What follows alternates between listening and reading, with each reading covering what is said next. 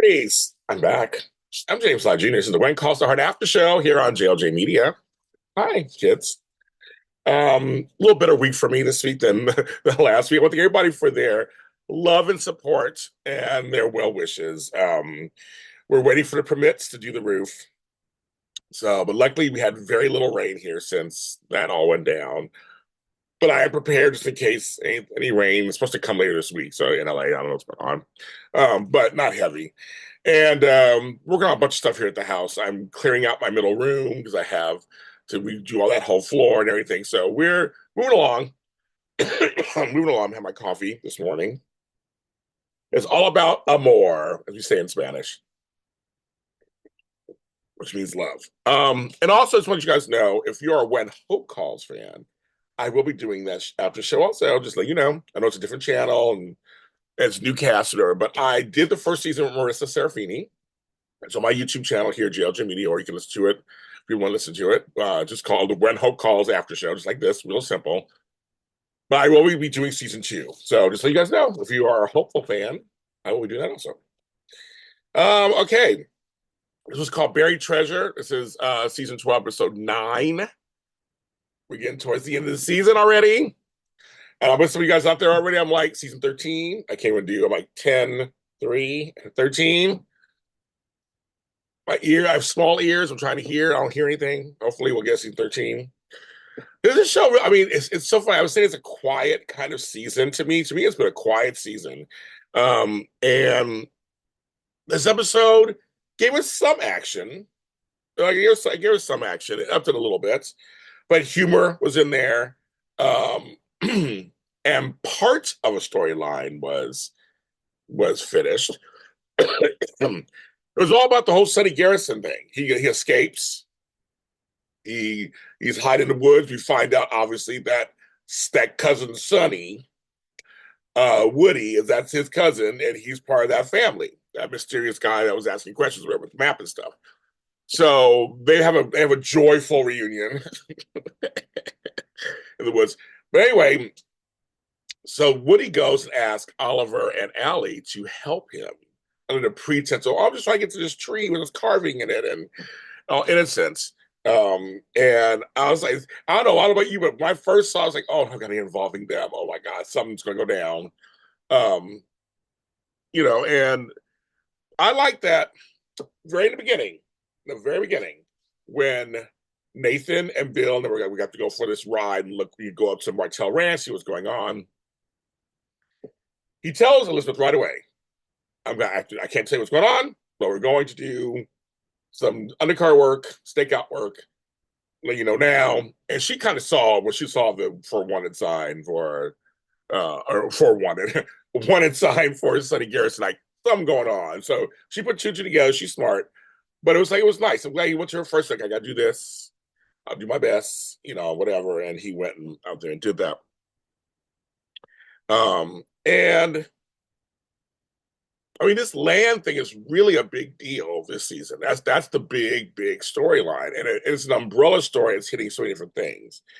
But I will continue. I'll continue with the storyline first. I'll go this way. I'll try to do things differently every week. So we got. I mean, it's funny when when Woody asked Oliver and Allie to help. How he bumped into Molly was so rude. That was very interesting little scene. That was just so rude. And they're all kind of figuring out something must be going on because Elizabeth went out on a horse, has not come back. When Sunny and them when they realize, oh, he's the bad guy, Oliver's like, you're the bad guy, all this stuff. It's funny because Allie thinks quick. And again, it shows how in this town the women are no like slouches. They're just not like just whatever. She has a hair ribbon she always wears, right? And leaves it in a tree. And Elizabeth sees that. They won't, and so the bad guys won't let them go. And Elizabeth is just bravely with her bell goes in and starts to really shake the bell and tries to play it off and like, you guys are wandering too far. Well, it all turns out when they try to leave, she lets him know she knows who he is. And it's like, yeah, they're just very strong. I mean, they're all like working this out. when Sunny snatches the bell, um, and but the kids, like should I say kids are young, but the kids, they come up with a little plan too. They try to turn the cousins against each other. They try to turn the brother against the other brother because when they finally go to that tree and dig up, the chest is empty. Which again, that's why the coins are out there somewhere, right? That's when they get distributed. That ties in the whole toddy and all that. I'm sure next couple episodes. So he tries to they tried some psychology on them, which is kind of cool. That Elizabeth, Ali, and Oliver are working together to try to, even though these are dangerous men, really trying to work something against them. But the men ride into the rescue, so to speak. But they do kind of Oliver jumps in, they kind of subdue him, and then of course Nathan comes in with the horse and Bill, and they're considered heroes, all of them, and Allie especially, and all that because of her hair ribbon. And there's a big joke about Diane DeMarco coming out every once in a while. It's kind of a fun little thing to keep doing with that with Nathan and Elizabeth. Um, and when he gets to the saloon, everybody's just cheering them on. It's a fun feeling. It's a nice, again, showing us how they all work together. That's what this town's all about. Community comes together. And that was like our drama story. That was kind of like our big action story. And so that's our action story. It was fun, whatever. Sonny's arrested again. But the mystery is the stuff's still out there, though. That mystery is not done. We still got stuff to go to take care of.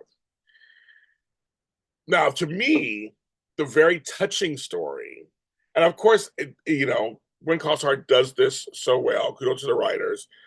And Minnie is so funny because she's so strict. My girl Natasha Barnett, who's like totally the opposite. And she's so fun, everything out that was such a mother in these scenes. It was great.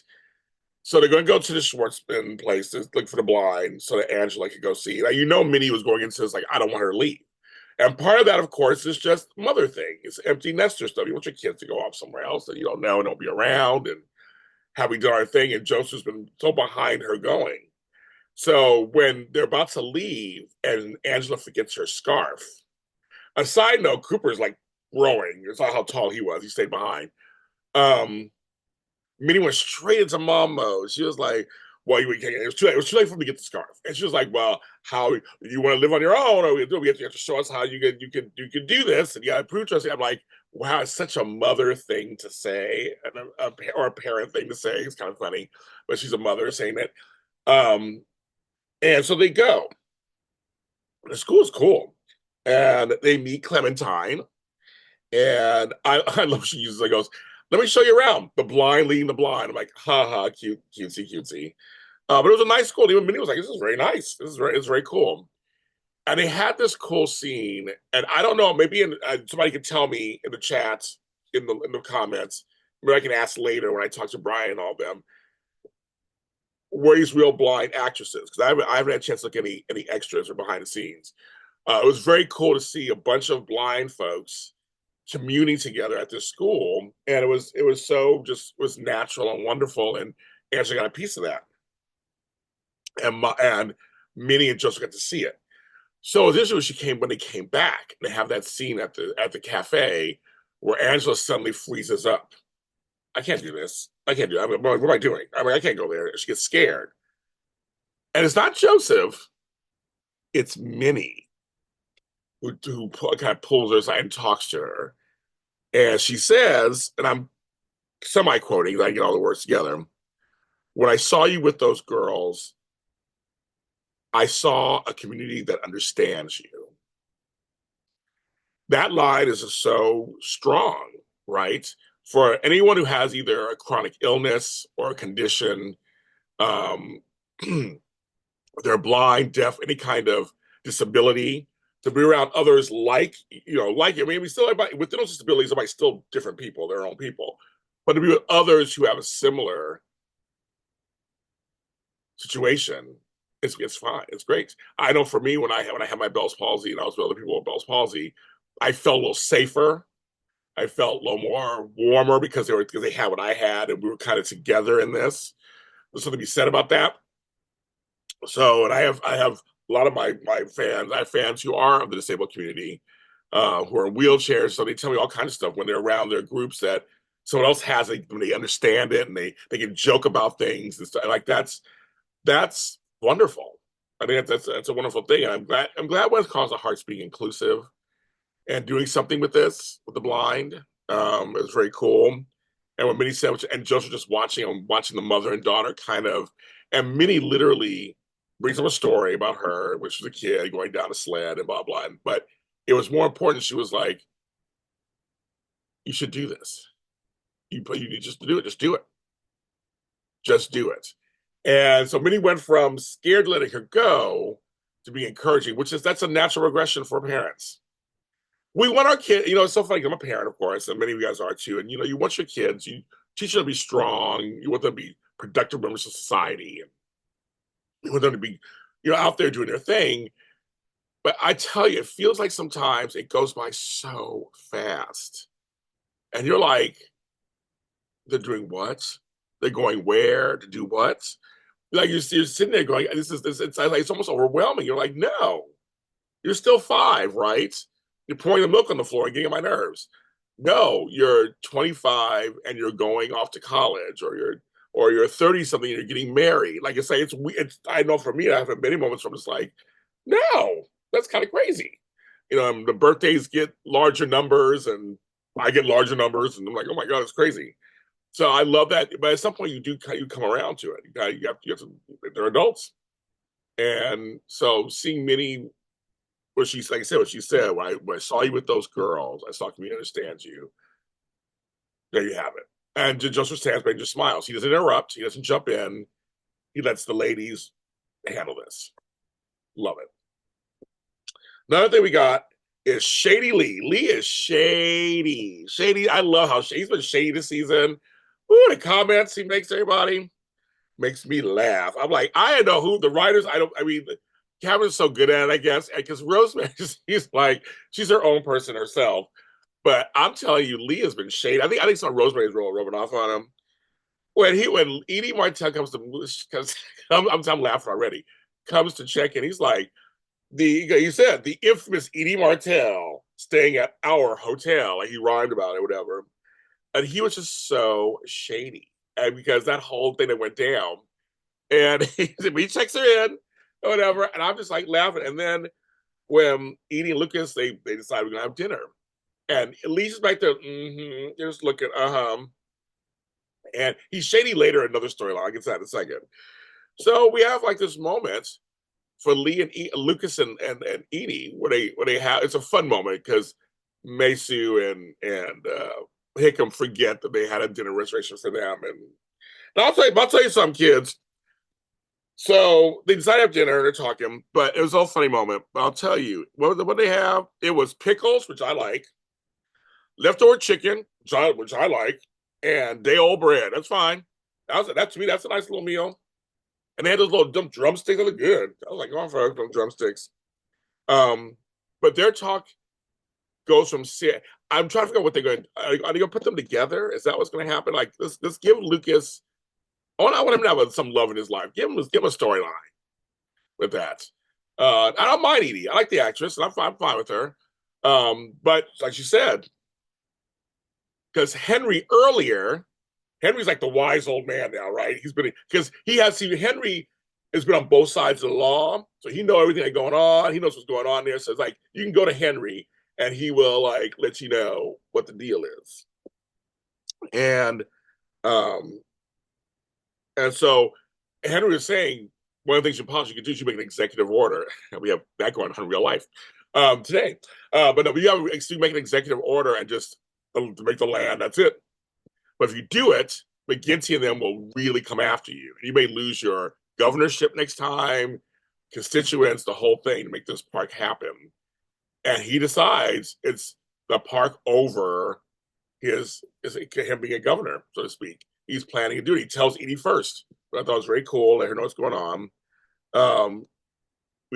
And they know that McGinty is going to play rough. And at the same time, Bill thinks Uncle Ernie, who is Edie's uncle, was actually innocent. and then he got caught in something, but he could be the innocent one. I'm just holding those coins and everything. So with the land and everything. So it's like there's so much converging together. That's very interesting. Um, and yeah, so it was. I thought that's me. It's gonna be an interesting fight. I think the last we have what, 11, 12. We have 3 more episodes left. I'm curious what's gonna happen there because they showed the scenes for next week. It gets a little serious apparently on that too. Um, Eva, oh my god, so she's gone. The storyline is a little weird for me. I have to admit, it's kind of like, well, I guess they brought her on maybe just to remind Rosemary and Elizabeth where they came from. I guess it was kind of like it was much ado about nothing. It was kind of like they so they're like this guy named what was his name? I wrote his name down. A telegram came. That's like a telegram came from Albert Peterson. He lost a trunk, the exact same one that you lost yours, the exact same and all this stuff. And she's acting weird. She's like, "Do you read all the telegrams?" He's like, "Well, I transcribe them." And Rosemary's been suspicious. And Rosemary just had a hard time letting her be who Eva is. And I was just like, she was good in that play. But she's had talk about shade. Rosemary was shady, trying to. But Rosemary wanted to figure this whole thing out. She knew something was up. And so we had some comedy with that too. Um, but then finally Eva tells the truth that she works for some magician, or faux magician named Clyde Maxwell, and she was a plant. They do magic stuff, con people, whatever. And everybody, she apologizes to them and all that. They decide they're going to help her get all that together.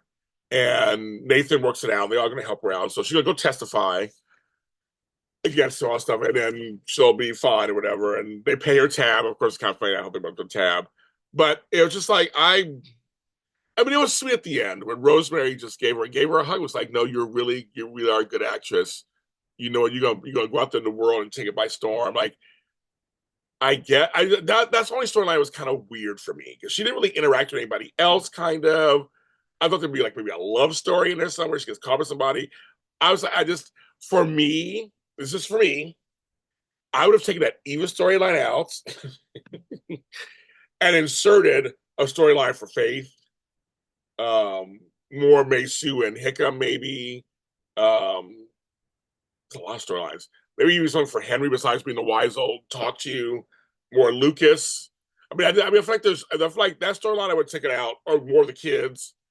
I would take that storyline out. That's my only kind of slight criticism. I don't really get her story, her purpose. I guess she learned a lesson, being in Hope Valley. They get a chance to come back, I guess. I mean, I don't know. I'm just like, I don't know. But Rosemary was very nice. Kim Brown was very nice. So she's a character that could come back and have some fun.